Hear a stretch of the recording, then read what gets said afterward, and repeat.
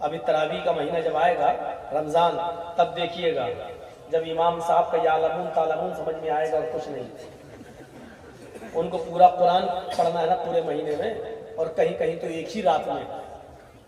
तो अब जब एक ही रात में होगा तो वहां क्या समझ में आएगा? राजधानी एक्सप्रेस चलेगी ना, अब वहां वलज़ालिन तक तो गाड़ी सही चलेगी। इहदिना सिरातल मुस्तकीम सिरातल लज़ीना अनअमता अलैहिम गैरिल मग़ज़ूबि अलैहिम वलद्दालिन, गाड़ी आपको तो सही चलेगी। इसके बाद देखिएगा अलिफ लाम मीम, ये जुमला भी समझ में आ जाएगा। इसके बाद जब स्पीड पकड़ेगी आपकी तो राजधानी क्या प्लेन भी फेल हो जाएगा। ज़ालिकल किताबु ला रैब फीह हुदल मुत्तक़ीन अल्लज़ीना युमिनूना बिल गैब व युक़ीमूना अस्सलाता व मिम्मा रज़क़नाहुम यunfiqून वल्लज़ीना युमिनूना बिमा उन्ज़िला इलैका व उन्ज़िला मिन क़ब्लिक व बिल आखिरति हुम यूक़िनून, ये चलेगा। इससे बेहतर था कि तू मर जाता, मुसलमान न कहना। कुरान का इससे ज्यादा तौहीद और क्या हो, कुरान का इससे ज्यादा मजाक और क्या हो। तो वहां फिर बहुत से लोगों को नींद भी आएगी, रात में उठने की आदत नहीं है ना, सोने की आदत। अब यालमून तालमून के अलावा वो समझ में नहीं आ रहा था, कुछ तो गुस्सा भी हो रहे हो, कम बख्ती पारा पड़ने जा रहा पूरे उसमें, ये हाल होगा। तो ये पॉजिटिव रेजेस। उसके बाद देखिए रुकू, जब आप रुकू में गए, रुकू में तो पीठ की हड्डी, रीढ़ की हड्डी, पीठ इतनी सीधी कर लीजिए कि पानी का भरा हुआ प्याला या बर्तन भी अगर आपकी पीठ पर रख दिया जाए तो गिरने ना पाए, ऐसी पीठ हो जानी चाहिए। जब तक हम पीठ ऐसे करते हैं तब तक इमाम साहब समी अल्लाहु लिमन हमीदा अल्लाहु अकबर। जब तक हम रुकू में जा रहे हैं, पीठ सीधी कर रहे हैं, तब तक इमाम साहब उठ गए, और जब तक हम उठ रहे तब तक वो सजदे में घुस गए। ये नमाज पढ़ रहे हो या कौवे की चौंचे मार रहे हो? नमाजों का भी हमने मजाक उड़ाया। वरना बाल ने कभी कहा था, वो एक सजदा रूह ज़मीन जिससे कांप जाती थी, वो एक सजदा रूह ज़मीन जिससे कांप जाती थी, उसी को तरसते हैं आज मिंबर व महराब। हमें उस सजदे की जरूरत है कि जब हमारी पेशानी जमीन पर रखी जाए तो मिंबर व महराब कांप जाए। और हमारे अस्लाफ ने सजदों में ऐसी दुआएं की हैं, अल्लाह की कसम, वो सजदे में बारिश की दुआ करते थे, और जब सजदे से सर उठाते थे तो आसमान बादलों से लग जाता था। वो हमारे ही तो अस्लाफ थे।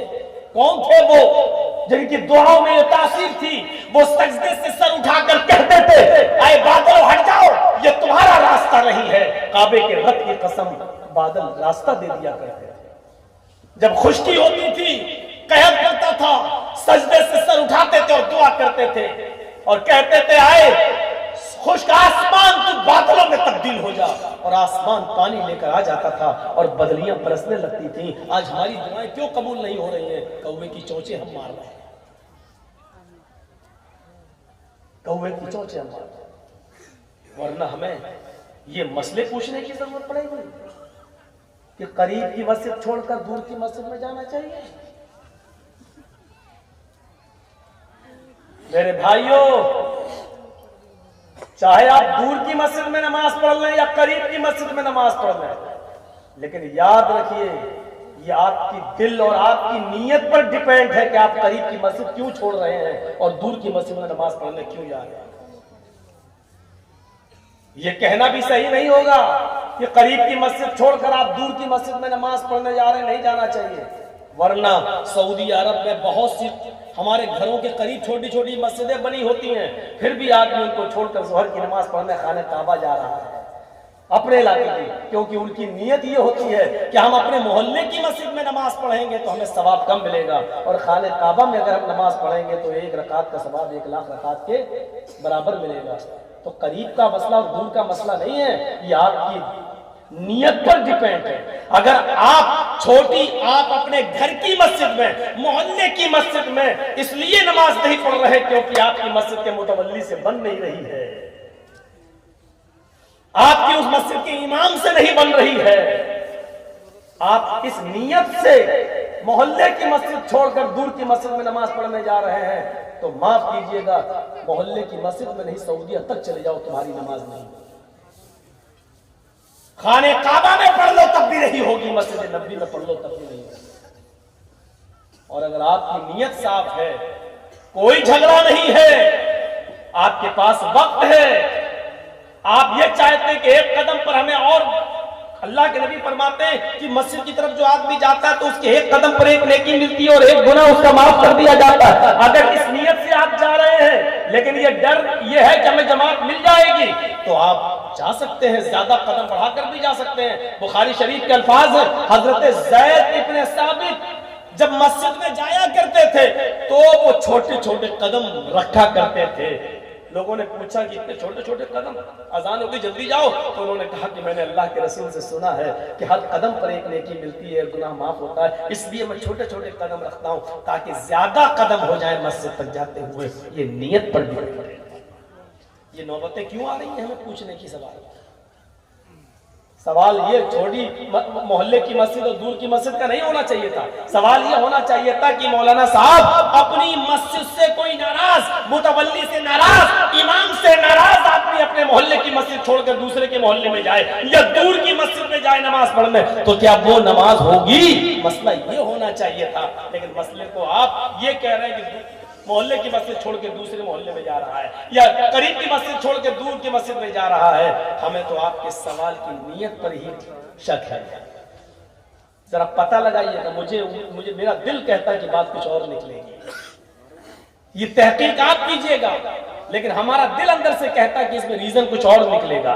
और सुन लो, अगर ऐसा रीजन है कि हमें अपने इमाम के पीछे नमाज ना पढ़ना पड़े या मस्जिद का मुतवल्ली ऐसा इसलिए, तो फिर हमें अपनी जरूरत है पहले हम अपनी नियतों को साफ करें, उस झगड़े को खत्म करें, उस बुनियाद को खत्म करें। मुतवल्ली से झगड़ा हो गया तो क्या हुआ? तुम नमाज पढ़ना छोड़ दोगे मोहल्ले में? इमाम से लफड़ा हो गया तो क्या मतलब आप इमाम के पीछे नमाज पढ़ना छोड़ दोगे? आपको मस्जिद से नफरत नहीं होनी चाहिए, नमाज से नफरत नहीं होनी चाहिए। आप मस्जिद में नमाज पढ़ने जा रहे हैं, आप ये मत सोचिए कि जर्जीस से लड़ाई है तो जर्जीस के पीछे नहीं पड़ेंगे। आप ये सोचिए कि जर्जीस इस मस्जिद का इमाम है, हम जर्जीस के पीछे नहीं मस्जिद के इमाम के पीछे नमाज पढ़ रहे हैं। अगर आप ये सोचेंगे कि जर्जीस के पीछे नमाज पढ़ रहे हैं तो आप कभी दिल से नमाज नहीं पढ़ेंगे, क्योंकि जरूरी नहीं कि जर्जीस सबसे खुश हो और सब जर्जीस से खुश हो। आप ये सोचकर नमाज पढ़िए कि हम इस मस्जिद के इमाम के पीछे नमाज पढ़ें। जब आप ये सोच के नमाज पढ़ेंगे तो आप आसानी के साथ नमाज पढ़ेंगे। और जहां ये सोचा कि जर्जीस के पीछे, इससे तो हमारा झगड़ा है कारोबारी लेन देन में, ये ऐसा, तब आप कभी हमारे पीछे नमाज नहीं पढ़ पाएंगे, क्योंकि आप जर्जीस के पीछे पढ़ रहे थे, इमाम के पीछे। हैसियतें होती हैं, इसलिए ये याद रखिए कि आप जर्जीस के पीछे नमाज नहीं पढ़ रहे हैं, इमाम के पीछे। समझ गए ना? तो वह इकामत-ए-सलाह नमाज पढ़िए। योगी युज्जी पूरे शरीर की एक्सरसाइज। ये कमर बिल्कुल सीधी, समय अल्लाहु लिमन हमिदा, अल्लाहु अकबर कहकर जब आप सजदे में जाएंगे तो वही 8वां अंग जमीन पर। और सबसे बड़ी बात ये कि आपका सर सजदे में और सजदा थोड़ा लंबा करेंगे। 3 बार कहकर उठ सकते हो सुभान रब्बी अल-आला, सुभान रब्बी, ये मना नहीं, लेकिन सजदे को थोड़ा सा लंबा कीजिए। रुकू की बनिस्बत सजदा थोड़ा बढ़ाइए। क्यों? क्योंकि पूरा दिन आप खड़ा रहते हैं, आप बैठे रहते हैं, ब्लड का सर्कुलेशन आपके दिमाग तक जितना पहुंचना चाहिए नहीं पहुंच पाता है। जब आप सजदे में जाते हैं तो आपके ब्लड का सर्कुलेशन, उसका दौरान आपके दिमाग की नसों को तर कर देता है। दिमाग आपके भेजे की नसों में, उसके नर्वस सिस्टम में जितना ब्लड पहुंचना चाहिए वो सजदे की हालत में पहुंच जाता है। इसीलिए अमेरिका का एक न्यूरो सर्जन, एक दिमाग का डॉक्टर ये कहता है कि मुसलमानों में जो नमाज पढ़ी जाती है और नमाज में जो सजदा किया जाता है, और सजदा अगर मुसलमान 5 वक्त नमाज में कर रहे हैं, अगर लोग उसी तरीके से अपने सर को सजदे में झुकाने लगे जैसे मुसलमान झुकाते हो सजदे में, तो ऐसे आदमी को कभी ब्रेन हेमरेज की बीमारी नहीं होती। ये ब्रेन हेमरेज का इलाज है। सजदे को लंबा करो ताकि ब्लड का सर्कुलेशन आपके दिमाग की नसों को भी तर कर दे। आप खड़े हैं, ब्लड दौड़ रहा है, लेकिन यहां तक जाता, फिर यहां के बाद हल्का सा हो जाता है और धीरे धीरे हमारे दिमाग की नसों में, जब हम सजदा करते हैं तो पूरी तरीके से ये ब्लड वहां तक पहुंच जाता है। तो ये चीज हमें अपनाना चाहिए। और पैरों की दोनों उंगलियां, पैर पंजे जमीन पर, और ये ऐसे होना चाहिए। मान लो ये किबला है ना, ये किबला मान लो, ऐसे हम करेंगे, दोनों पैर ऐसे मोड़ेंगे। जब हम ये मोड़ेंगे तो यहां एक नस होती है, ये नस, इसका कनेक्शन आपकी रीढ़ की हड्डी से होता है, और रीढ़ की हड्डी से ये कनेक्शन आपका सर्वाइकल यहां गर्दन तक होता है, गर्दन तक। यानी जब आप मोड़ेंगे तो इससे पूरा नर्वस सिस्टम आपका पूरे शरीर तक होगा। गोया कि आपने पूरे शरीर की योग, पूरे शरीर की एक्सरसाइज कर ली। इसलिए ये कौन बाबा है? योग गुरु रामदेव। इसने एक भाषण में कहा था और बरजस्ता कहा था कि हम जो योग सिखाते हैं ये पूरा का पूरा योग नमाज के अंदर मौजूद है। अगर लोग पांचों वक्त जो नमाज पढ़ते हैं, हमारा योग उसी नमाज के इर्द गिर्द है, उसी नमाज के अंतर्गत है। गौर कीजिए, उसने खुद कहा था नमाज खुद एक एक्सरसाइज है। योगी उज्जीव सततमात्मानम रहस्य स्थिता एकाकी अच्युतात्मा निराशीर परिग्रह। हाय अर्जुन, जब ईश्वर की पूजा करो तो पूरे शरीर का योग करो, यानी नमाज पढ़ो। सततमात्मानम, इसको हमेशा करते रहना, कभी मत छोड़ना। रहस्य स्थिता, अगर एक भी टाइम की तुमने ये पूजा, ये योग छोड़ दिया तो धर्म पर स्थित नहीं रहोगे, धर्म पर तुम कायम नहीं रहोगे। एकाकी, एक अल्लाह के सामने, एक ईश्वर के सामने खड़े हो जाना। यच्चतात्मा, अपनी आत्मा को, अपने हृदय को, अपने दिल को उसी की तरफ लगा देना, यानी इधर उधर मत देखना। और करो। अब बहुत से लोग अभी भी नमाज पढ़ के ऐसे देख लेते हैं, ऐसे कर लेते हैं। और कभी कभी इमाम ऐसे नमाज में सजदे में हमारा सर पढ़ रहे हैं, कभी कभी इमाम साहब ने अगर लंबी सूरत पढ़ दी तो घड़ी देखने लगते हैं।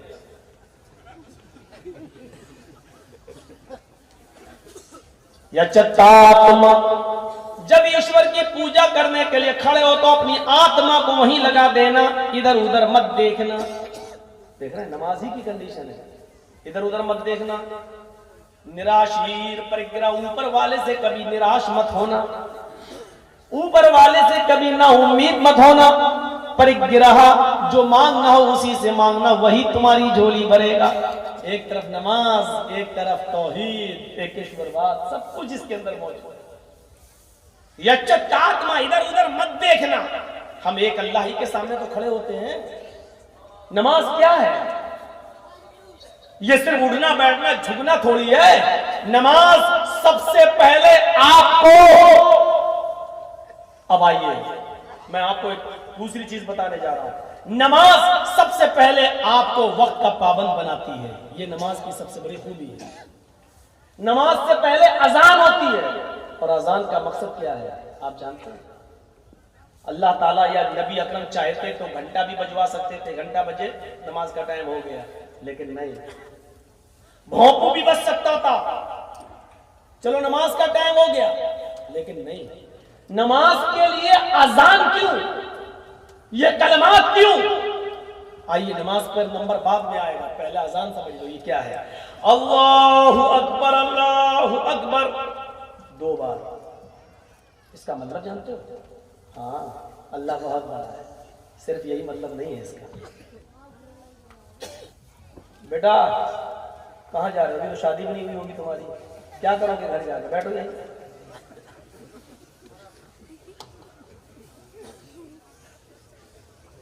अब देखिए बीच में उठेंगे तो क्या होगा, देखिए इसको। अल्लाहु अकबर, अल्लाहु अकबर। बहुत आसानी से हमने कह दिया अल्लाह बहुत बड़ा है। नहीं, मानता हूं अल्लाह बड़ा है, लेकिन ये जुमले सबसे पहले क्यों कहे जा रहे हैं? ये जुमले इसलिए कहे जा रहे हैं ताकि अगर किसी ने अपने खेत को बड़ा समझा है, किसी ने अपने बिजनेस को बड़ा समझा है, किसी ने अपने ऑफिस को बड़ा समझा है, और वो उसी में लगा हुआ है, अल्लाह को सबसे बड़ा नहीं मान रहा है, तो उसी में लगा रहेगा। जर्जीस साहब बहुत बड़े ऑफिस में बैठ के काम कर रहे हैं, सरकारी क्लर्क के, सरकारी मुलाजिम हैं, गवर्नमेंट की तनख्वाह ले रहे हैं। अजान की आवाज आती है, अल्लाहू अकबर अल्लाहू अकबर, जर्जीस साहब नमाज पढ़ने नहीं जा रहे हैं। इसका मतलब यह है कि जर्जीस साहब ने अल्लाह को बड़ा नहीं समझा, उन्होंने अपने ऑफिस को बड़ा समझा है। जर्जीस साहब 5 बीघा खेत के मालिक हैं, हल जोत रहे, अजान की आवाज आ रही है, अल्लाहू अकबर अल्लाहू अकबर, फिर भी हम नमाज पढ़ने नहीं जा रहे हैं। इसका मतलब यह है कि हमने अपने खेत को बड़ा समझ लिया है, हमने अल्लाह को रोजी देने वाला नहीं समझा, हमने खेत को बड़ा समझ लिया है। समझ रहे हैं अजान? अब लग रहा है ऐसे तो कोई आदमी मुसलमान नहीं है। हाँ, मुसलमान हो जाना इतना आसान है?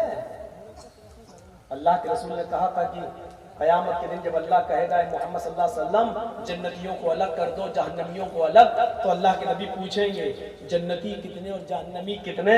तब अल्लाह ताला कहेगा 1000 में 1 जन्नती 999 जहन्नमी। ये ऐसे ही थोड़ी कहा गया है, 100 में 1 भी नहीं, 1000 में 1 जन्नती 999 जहन्नमी। तसव्वुर करें आप, ये 999 जहन्नमी कौन होंगे? ये वही तो होंगे जो अजान के वक्त खेत जोत रहे होंगे, जो अजान के वक्त ऑफिस में बैठे होंगे, जो नमाज के वक्त मजदूरी कर रहे होंगे। मौलाना साहब क्या करें, हमारा मालिक हमें इजाजत ही नहीं देता है नमाज पढ़ने जाने की मस्जिद में। ये मसला भी हल कर लो। सुन लो, हर वो बिजनेस, शेख सालेह अल हुसैमीन का फतवा है, हर वो बिजनेस, हर वो कारोबार, हर वो नौकरी हराम है जो आपको नमाज से रोकती है। आ गए जर्जी साहब की तकरीर सुनने के लिए, खत्म होगा चलेंगे सेल्फी लेने के लिए, कल शेयर करेंगे हम गए थे जर्जी साहब के पास, हो गए पक्के मुसलमान, पहुंच गए जन्नत में। जबकि ये नहीं मालूम कि सेल्फी लेना ये सबसे बड़ा गुनाह है। इन्ना अशद्दन्नासी अज़ाबन यौमल क़ियामह अल मुसव्विरून, क़यामत के दिन सबसे सख्त अज़ाब उनको दिया जाएगा जो दुनिया में तस्वीरें खींचेंगे, तस्वीरें बनाएंगे। लो तस्वीरें अपने मोबाइल में कैमरों में खींचो, बहुत आसान बना लिया है दीन को, चूचू का मुरब्बा समझ लिया, जो चाहो करो। परचूनी की किराना की दुकान है, जो चाहो खरीदो, जो चाहो छोड़ दो। मुसलमान खूंटे से बंधा हुआ जानवर होता है, आवारा सांड, आवारा बैल नहीं है। एक आवारा बैल है ना, छोड़ दो आप, अभी इधर मुंह मारेगा उधर मारेगा, जहां उसको हरी घास दिखेगी वहां चला जाएगा, चाहे किसी का खेत हो उसमें चला जाएगा। यार आप दोनों अभी तक सेटिल नहीं कर पा रहे हो, बहुत देर से मैं देख रहा हूँ, कम से कम आधा घंटा हो गया उसी में लगे हैं। इतनी देर में तो लड़की सेट हो जाती है यार, आप अभी तक मोबाइल सेट नहीं कर पा रहे हैं। ये मौजूदा दौर का हाल बता रहे हैं, व्हाट्सएप पे बात करा 15 मिनट में सेट हो रहे हैं, आप आधे घंटे से मोबाइल सेट नहीं कर पा रहे हैं। मेरे सामने जब कोई उठता बैठता है तो बड़ा डिस्टर्ब, पीछे तो कोई भी जाए कोई परवाह नहीं, सामने से जब उठता तो डिस्टर्ब होता है। एक बार हैदराबाद में तकरीर कर रहा था, एक आदमी सामने से उठा, आते ही उसने मेरा माइक पकड़ के फेंक दिया, उसके बाद ईटा चप्पल अंडे टमाटर सब चले। तो वो डर लगता है, वो दिमाग में जो घुस गया वो निकलता नहीं है। जब भी कोई उठता मुझे लगता है माइक पकड़ा खींचा, कहीं वही ना होगा, नहीं होगा, लेकिन दिमाग में बैठा वो कैसे निकले। हम भी इंसान हैं, तो थोड़ा सा पहले से सिस्टम बना लो, क्या करना क्या नहीं करना। तो मेरे भाइयों, अब हो गया, भूल गया क्या बोल रहा था, क्या कह रहा था, किसी को याद है? किसी को याद है? वो तो कह ही रहा था यार, अभी बात कहां पे खत्म की? बैल के। चलिए एक आध लोग बहुत गौर से भी सोचते हैं। मुस्लिम वो होता है जो खूंटे से बंधा हुआ जानवर हो, उसकी रस्सी उसको एक महदूद दायरे तक रहने देती है बस, और आवारा जानवर इधर आया उधर खेत, उधर खेत, इधर खेत, उधर खेत। मुसलमान ऐसा नहीं होता, जो चाहे वो करे। मुसलमान बंधे हुए खूंटे की जानवर की तरह होता है। वो वही खाएगा जो उसका मालिक खिलाएगा, और उतनी दूर टहल सकता है जितनी रस्सी है। पूरा घूमने के बाद फिर वो अपने खूंटे ही के पास आ जाएगा, क्योंकि उसकी रस्सी उसको आगे जाने की इजाजत नहीं देती है। आप शरीयत के खूंटे से बंधे हुए हैं, आप हर काम नहीं कर सकते, हम हर काम नहीं कर सकते। हम आवारा सांप, आवारा बैल नहीं है कि जो चाहे हम करते फिरें। जब चाहे तस्वीरें लें, जब चाहे सेल्फी लें, जब चाहे नमाज पढ़ें, जब चाहे मार्केट में जाएं, जब चाहे मैच देखें, जब चाहे नमाज पढ़ें। हम आवारा जानवर नहीं हैं, हम वही करेंगे जो शरीयत हमें इजाजत देती है। हम शरीयत के खूंटे से बंधे हुए हैं, हम शरीयत की रस्सी से बंधे हुए हैं। आवारा सांड बनने की कोशिश मत करो। उस जानवर से सब प्यार करते हैं जो अपने खूंटे से बंधा हुआ होता है, और उस सांड से और उस बैल से सब नफरत करते हैं। कोई इधर से भगाया, उसके मालिक ने भगाया, हट भाग।